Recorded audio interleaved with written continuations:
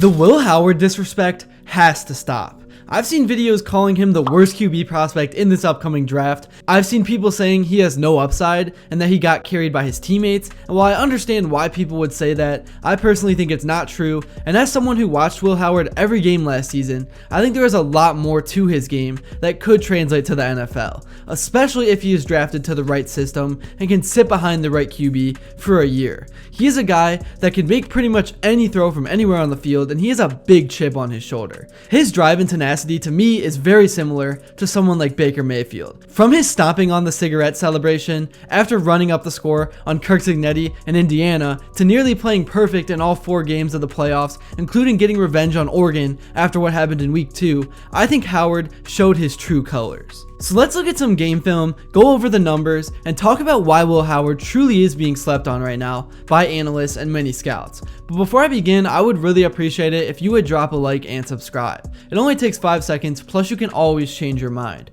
We are on the road to 50,000 subscribers, and with your support, I believe that we can get there super fast. Alright, so let's get into some game film from the 2024 season, starting with the regular season. Here we got the Buckeyes in shotgun formation, with the tight end motioning right. Howard fakes the handoff to Judkins, which gets a few of the Akron linemen to bite, including my boy Darian Lewis, and he has his man for the check down. This would have been the safe throw, but instead he keeps his eyes downfield and fires on the move with a defender closing in and hits Emeka Egbuka in stride, who was just so reliable all year long for a 20-yard gain. This was a big play in that game because even though it was Akron, it was game number 1 and the offense was very dry in the first half. Next up, maybe this is not a play I should show because it was not that impressive, but I think the play showed one big thing. One thing I often hear about Will Howard is that he is not mobile, which is just not true. I'm not saying he's a running QB, but off the play fake, look how fast he moves toward the line while looking to throw. And he's quick to get rid of the ball too. If he was not able to run, then the defense could have sagged more, but since he does have that threat and it's in the back of everyone's minds, he allowed the space for Egbuka to pick up the first down after the catch.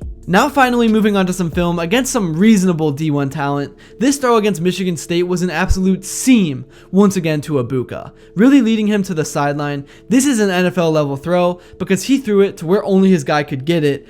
Obviously at the college level this throw is a little easier because he had more space to work with, there was more room for error, but still, if he made this exact throw at the NFL level, it would be a completion almost every time. Now moving on to the playoffs against the real competition, this throw against Tennessee may have been my favorite throw of the entire season. Not only just because of the play and actual throw itself, but because of the circumstances. Ryan Day's job was on the line, everyone was baffled by Chip Kelly's inability to get this offense to attack through the air, there was so much tension in the stadium, and Will Howard set the tone for the entire playoff run with this throw. He put it to where only Jeremiah Smith could get it, and he led him to his spot in the end zone. These are the type of throws required to be an NFL QB, and Howard can absolutely make them.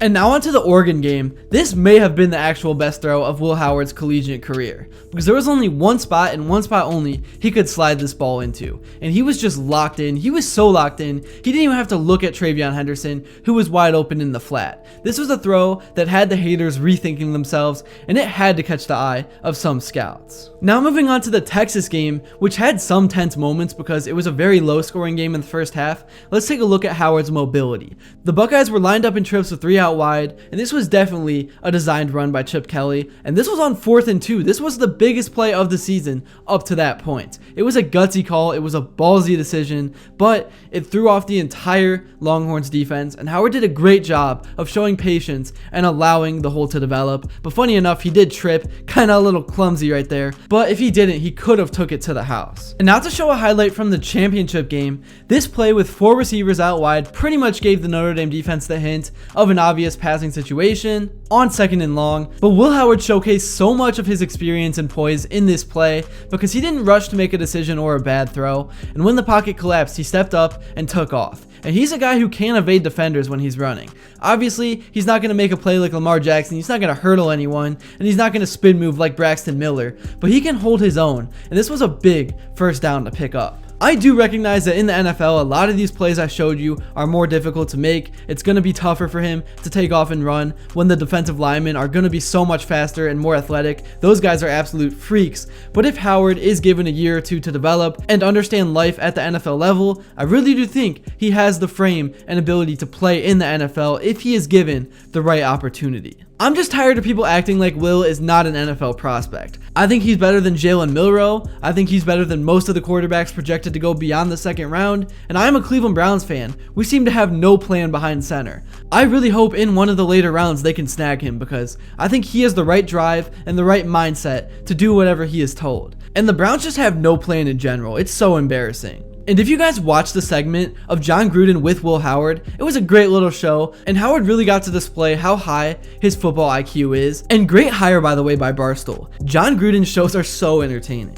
Gruden also talked about how emotional of a player Howard is. He showed some of his LeBron celebrations, him getting fired up with the ball boy, and sometimes that emotion is just what you need to keep going because in the NFL, it's going to be a rocky road, and sometimes that chip on your shoulder is exactly what you need to push through those hard moments. But yeah, man, Will Howard just overall put up some great numbers at Ohio State last season. He had 4,010 yards with 35 touchdowns and 10 interceptions and an 89.6 QBR, which was first. And his numbers improved every single year throughout his collegiate career. Obviously, his final year at Ohio State, he was playing with NFL caliber receivers and tight ends and everywhere else, but still, he was an absolute dog. Anyways, moving on, you guys saw the title of this video. Let's look at some of the negative comments I have seen about Will Howard to prove why he really is a sleeper. Like, some of these comments are actually unbelievable. Now, take these with a grain of salt because they're coming from Reddit, but people really did say these things, so I would love to hear your thoughts in the comments below. So the first one is, 5th year senior without any high-end tools, whose best season came on a team